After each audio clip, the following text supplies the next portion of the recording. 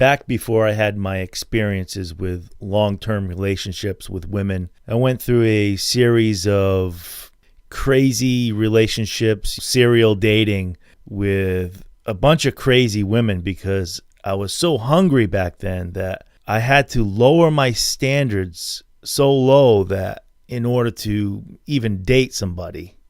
We're talking in my late 20s or so, and most of these women either had kids or they had a ton of problems, financial problems, you name it. And I was kind of the white knight guy. I didn't really care anymore. I just wanted a woman, and my standards were so low that I was willing to accept and bring in all these baggage into my life. I think I was craving their affection, their attention. I was craving women so much that I was allowing myself to get into a potential dangerous situation. I think there's a lot of emphasis that we put on women here in MGTOW, how they directly screw up men's lives, manipulate them. This video is more about the indirect ways that women can bring hell into your life. And if anybody has a story to share, please do. And I'm just going to focus on one of those indirect ways that a woman can screw up your life is the ex-boyfriend or current husband that they're with. And we always talk about the extreme things that can happen to you out of these type of relationships. Well, I have a little quick story to share, something that happened really recently, and I didn't really know how to present it. I didn't really know how to do it justice, but I at least wanted to just get it out there. This is a little difficult for me to tell the story because I used to work with this guy. I used to have conversations with him. I used to laugh with him.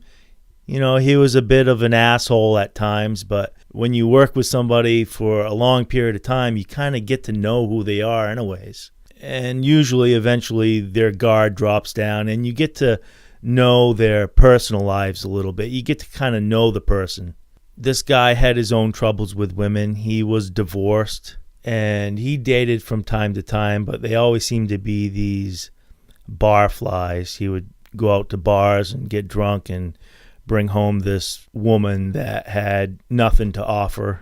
Well, to make a long story short, he got involved with some woman that was apparently still married, but they had their troubles, and he tried to help this woman by moving out of her place or something. And this woman's husband apparently thought she was cheating on him. Maybe she was, maybe she wasn't, but that's not really the point.